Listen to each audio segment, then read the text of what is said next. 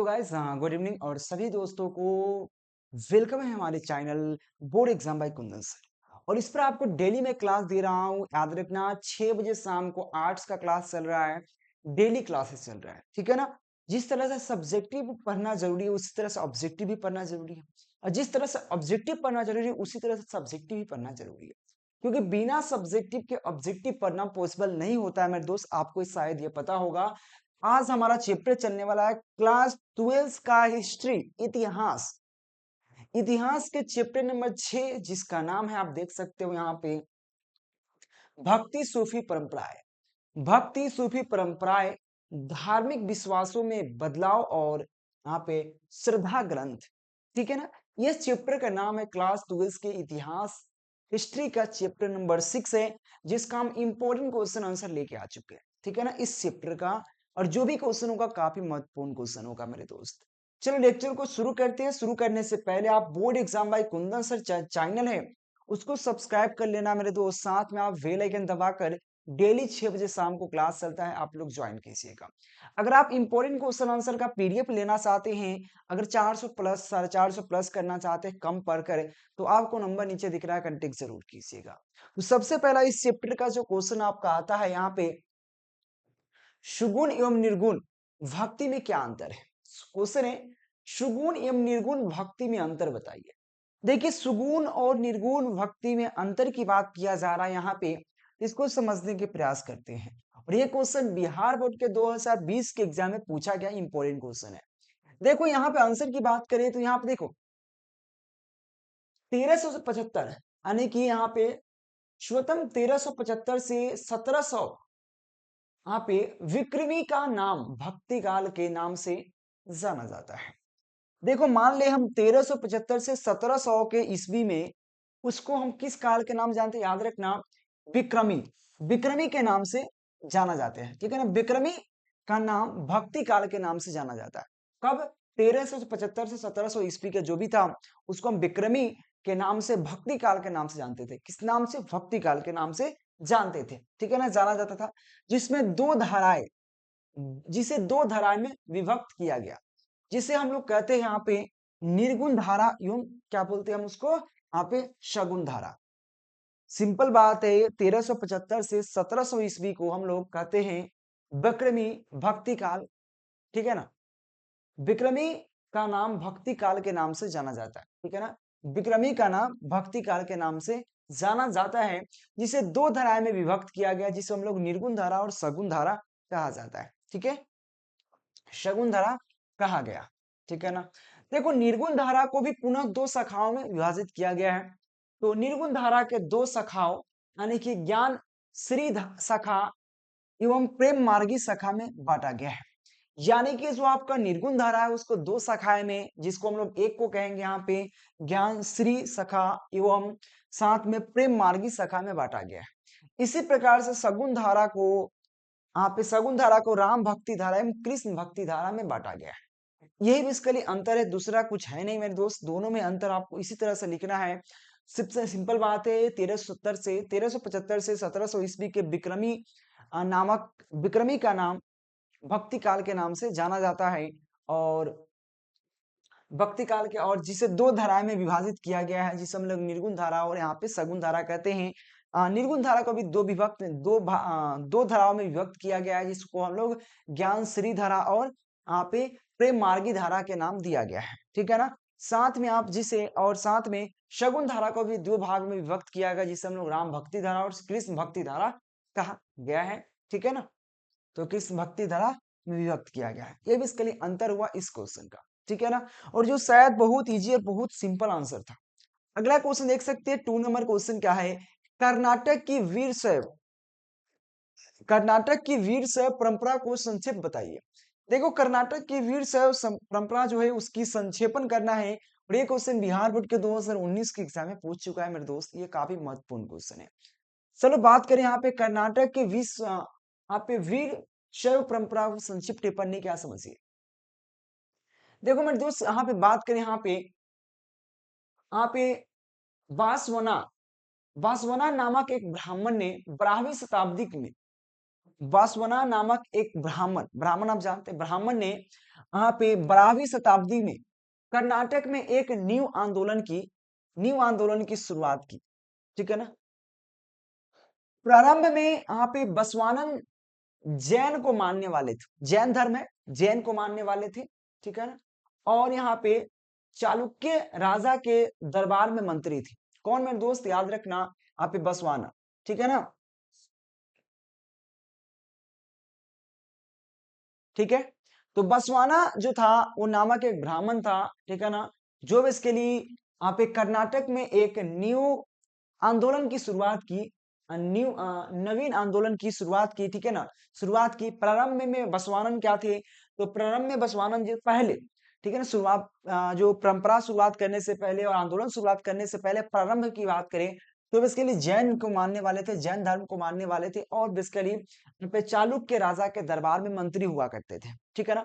चालुक्य जो राजा थे उसके दरबार में मंत्री हुआ करते थे बसवान, ठीक है ना। इसके कुछ महत्वपूर्ण बातें हैं जो आपके सामने हैं, ठीक है ना। आज भी यहाँ पे लिग्यात समुदाय का इस क्षेत्र में महत्व है। किस क्षेत्र में, कर्नाटक क्षेत्र में मेरे दोस्त, आज भी इसका महत्व है। तो याद रखना, आज भी यहाँ पे लिग्यात लिग्यात समुदाय का इस क्षेत्र में महत्व है। साथ में इसका पॉइंट क्या है, ये शिव के यहाँ पे आराधना लिंग के रूप में करते हैं। आज भी हमारे शिव का आराधना लिंग के रूप में होता है, शिवलिंग जिसको कहा जाता है, शिवलिंग का आज भी हमारे आराधना किया जाता है। अगला पॉइंट इसमें क्या है, यहाँ पे यायावत यायावत यहाँ पे भिक्षु भी शामिल है, जो भी हमारे इसमें यायावत भिक्षु भी शामिल है।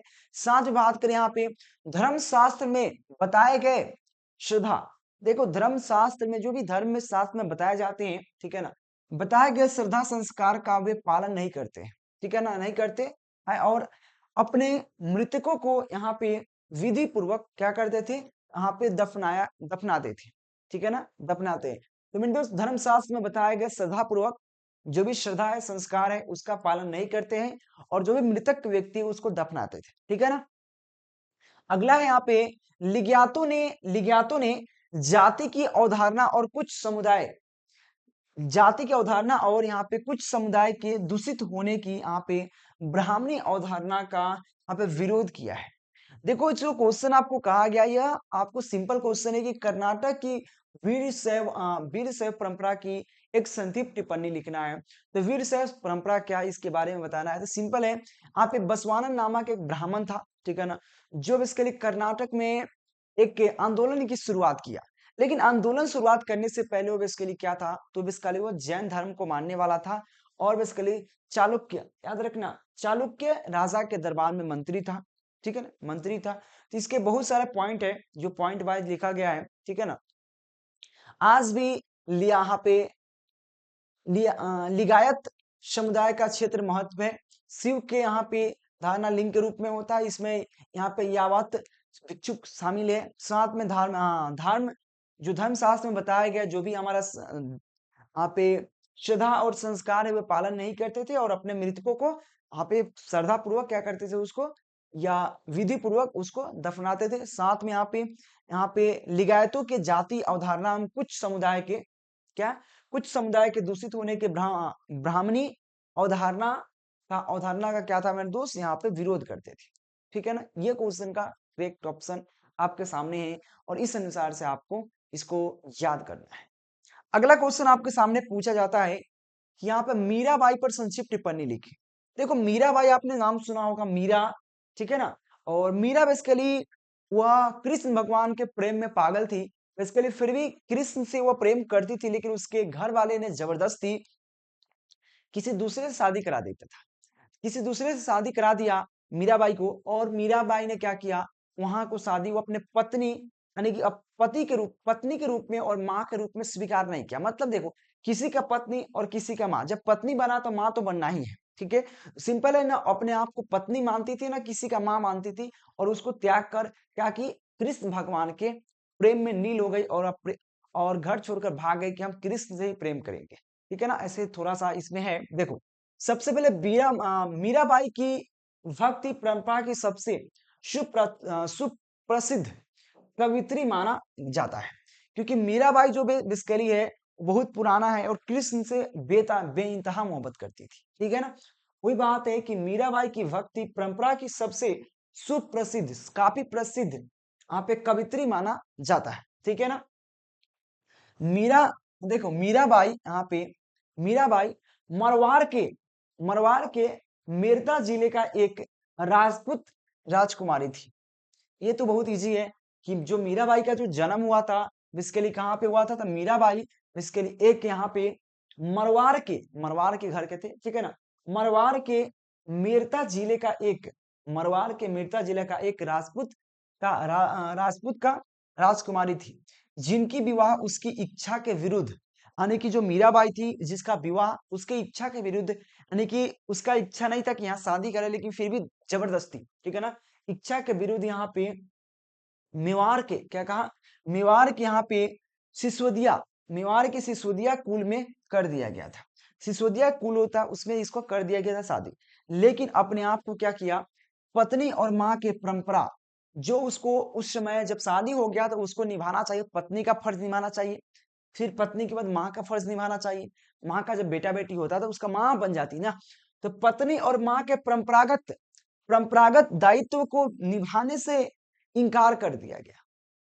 यानी कि जो मीराबाई थी वो बेसिकली पत्नी और माँ के परंपरागत, क्योंकि शादी के बाद वो किसी के पत्नी हो गई और कुछ दिन बाद किसी के माँ हो जाती, तो पत्नी और माँ के परंपरागत दायित्व को निभाने से इनकार किया और विष्णु के अवतार कृष्ण को अपना एकमात्र पति स्वीकार किया, किसको, कृष्ण को। और यही बेसिकली क्या है, मीराबाई की एक संक्षिप्त टिप्पणी है, अपने लैंग्वेज में लिख सकते हो कि मीराबाई की भक्ति परंपरा के सबसे सुप्रसिद्ध कवित्री माना जाता है, ठीक है ना। मीराबाई की जो जन्म, या मीराबाई मरवाड़ के मेरता जिले का एक राजपूत राजकुमारी थी, और उसका विवाह, जिनका विवाह इच्छा के विरुद्ध यहाँ पे मेवाड़ के नाम सुसोदिया कुल में कर दिया गया था।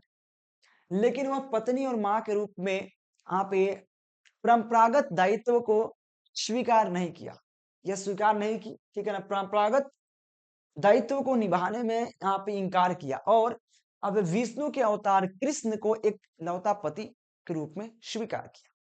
अगला क्वेश्चन, ये क्वेश्चन देख सकते हो 2009 और 2021 के एग्जाम में पूछा गया है लगभग, या आप देख सकते हो लगभग 13 साल बाद ये क्वेश्चन पूछा गया आपसे, 12 साल। अगला क्वेश्चन देख सकते हो,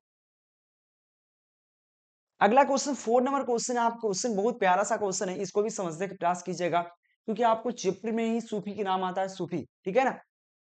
याद रखना यहाँ पे चिश्ती संप्रदाय एवं इसके संतों में परिचय दे। देखो चिश्ती संप्रदाय क्या है और इसके संत, इसमें जो साधु संत थे उसके परिचय देना है मेरे दोस्त, ये काफी महत्वपूर्ण क्वेश्चन है। याद रखना चिश्ती, देखिए चिश्ती यहाँ पे चिश्ती उपासना मुख्य रूप से यहाँ पे चिश्ती उपासना मुख्य रूप से यहाँ पे जियातर और कव्वाली द्वारा होती थी। किसके द्वारा? कव्वाली द्वारा होती थी। इसके संत में बहुत सारे नाम है। सबसे पहले ख्वाजा, यहाँ पे ख्वाजा मुइनुद्दीन चिश्ती, सबसे पहले ख्वाजा मुइनुद्दीन चिश्ती की बात करें, और यह बेसिकली 1113 के तेरह में मध्य एशिया में जन्मे थे। याद रखना मेरे दोस्त, यह कौन जन्मा था? याद रखना ख्वाजा यहाँ पे ख्वाजा मुइनुद्दीन चिश्ती बेसिकली क्या थे? एक संत थे, ठीक है ना। और जिसका जन्म एशिया के मध्य में 1113 ईस्वी में हुआ था। तो यह 1113 ईस्वी में मध्य एशिया में जन्मे थे, ठीक है ना।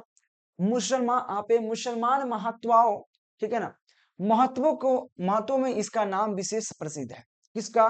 तो याद रखना ख्वाजा यहाँ पे मुइनुद्दीन चिश्ती की, इसका जो प्रसिद्ध है, और यह बेसिकली मुसलमानों में काफी प्रसिद्ध है ये, ठीक है ना। अगला हमारे थे शेख निजामुद्दीन यहाँ पे औलिया। तो शेख निजामुद्दीन औलिया क्या है? ये भी एक प्रकार के संत थे। तो संत के बारे में बताना है, संत के बारे में परिचय देना है, क्योंकि क्वेश्चन ही कर रहा है इसके संतों के बारे में परिचय दे। देखो यहाँ पे देलही या देहली में स्थित प्रसिद्ध दरगाह, जिस पर कि यहाँ पे प्रति वर्ष मेले लगते थे। ठीक है ना। मेले का अवसर पर बड़ी संख्या में हिंदू तथा मुसलमान आते हैं। किसके नाम से? तो एक नाम से प्रसिद्ध है, शेर निजामुद्दीन यहाँ पे औलिया। तो निजामुद्दीन औलिया यहाँ पे दिल्ली में स्थित है। कहाँ पे दोस्त? दिल्ली में स्थित प्रसिद्ध यहाँ पे दरगाह है। क्या प्रसिद्ध दरगाह है? कौन? इस नाम से शेख यहाँ पे निजामुद्दीन औलिया। शेख निजामुद्दीन औलिया दिल्ली में स्थित एक दरगाह है जिस पर प्रतिवर्ष मेला लगता है और जिस पर बहुत सारे हजारों की संख्या में हिंदू और मुसलमान आते हैं। ठीक है ना। इसके अवसर पर बड़ी संख्या में हिंदू और मुसलमान आते हैं। अगला है बाबा आपे फरीद। बाबा फरीद की बात करें, देखो काबुल के राजवंश, ठीक है ना, काबुल के राजवंश में पैदा होकर यह कौन? तो बाबा यहाँ पे फरीद की बात कर रहा। तो बाबा फरीद जो थे वह काबुल के राजवंश में पैदा होकर यह क्या बसकली पैदा होकर यहाँ पे मुल्तान में रहने थे। देखो काबुल में पैदा हुए, काबुल के राजवंश में पैदा हुआ, रहने कहाँ चल गए? मुल्तान। तो मुल्तान में रहा करते थे, मुल्तान में रहा करते थे। और बाबा फरीद मनुष्य मात्र से प्रेम की शिक्षा देते थे। यानी कि जो बाबा फरीद थे वह मनुष्य को प्रेम सिखाते थे, प्रेम कैसे करना है। वही कहा बाबा फरीद मनुष्य मात्र से प्रेम करते करते की शिक्षा देते थे। प्रेम करने की जो शिक्षा होती वही आपको देते थे। ठीक है ना। इसके केवल यानी कि इसने केवल मुसलमान ही नहीं वहां पे वर्ण किसको? हिंदुओं से भी बहुत प्रभावित थे। यानी केवल मुसलमान से नहीं, हिंदुओं से भी बहुत प्रभावित थे। क्वेश्चन है कि जहाँ पे चिश्ती संप्रदाय एवं उसकी संतों के बारे में बताना है। देखो चिश्ती संप्रदाय की बात करें, चिश्ती यहाँ पे उपासन मुख्य रूप से जियातर और कवाली द्वारा होती थी, जिसमें प्रमुख ख्वाजा मुर्दीन चिश्ती, साथ में शेख पे निजामुद्दीन। और ऐसे बात निजामुद्दीन, दिल्ली में निजामुद्दीन मेट्रो स्टेशन भी है, शेख निजामुद्दीन औलिया, साथ में बाबा यहाँ पे फरीद। ये तीन हमारे संतों थे, संतों का नाम जिसका प्रमुख था। तो सबसे पहले यहाँ पे ख्वाजा मुरीदीन चिश्ती की बात करें, यह एशिया में 1113 ईस्वी में जन्म हुआ था और जो मुसलमानों के महत्वों को नाम प्रसिद्ध है, मुसलमानों के जो भी महत्व है उसके में काफी नाम प्रसिद्ध है। साथ में शेख निजामुद्दीन जो बेसिकली दिल्ली में एक जगह है जिस पर प्रतिवर्ष मेला लगता है और जिसमें हजारों की संख्या में उसके अवसर पर हिंदू और मुसलमान आते थे। ठीक है ना। बाबा फरीद की बात करें, बेसिकली कहाँ थे? काबुल के राजा वंश में पैदा हुए थे और बेसिकली मुल्तान में रहने चले गए थे। और बाबा जो यहाँ पे फरीद थे ना, तो बाबा फरीद मनुष्य को प्रेम करना सिखाते थे। ठीक है ना, प्रेम करना सिखाते थे और केवल वो मुसलमान से नहीं बल्कि हिंदुओं से भी काफी प्रभावित थे। ये बेसिकली इस क्वेश्चन का आंसर हुआ और आपके सामने यह बहुत छोटे से थ्योरी में दिया गया। ऐसे आप इसका थ्योरी अगर गेस पेपर में देखोगे, बुक में देखोगे, काफी बड़ा बड़ा होगा। और आपको याद रखना, काफी बड़ा लिखने से मतलब नहीं है, सटीक लिखने से मतलब होता है। ठीक है ना, सटीक उतना ही लिखे जिससे आपको 2 मार्क्स मिल जाए। ठीक है ना मेरे दोस्त, इस लेक्चर में इतना ही रखेंगे क्योंकि इस चैप्टर का 4 इंपॉर्टेंट क्वेश्चन था। हर चैप्टर का इस तरह से क्वेश्चन पढ़ोगे 100% क्लियर हो जाएगा। Thank you watching for this video. मिलते हैं नेक्स्ट लेक्चर के नेक्स्ट वीडियो के साथ। तब तक के लिए बाय बाय। पीडीएफ नोट्स के लिए नंबर दिख रहा है, कांटेक्ट जरूर कीजिएगा ताकि हर एक चीज, हर एक अपडेट आपको मिलता रहे। Thank you.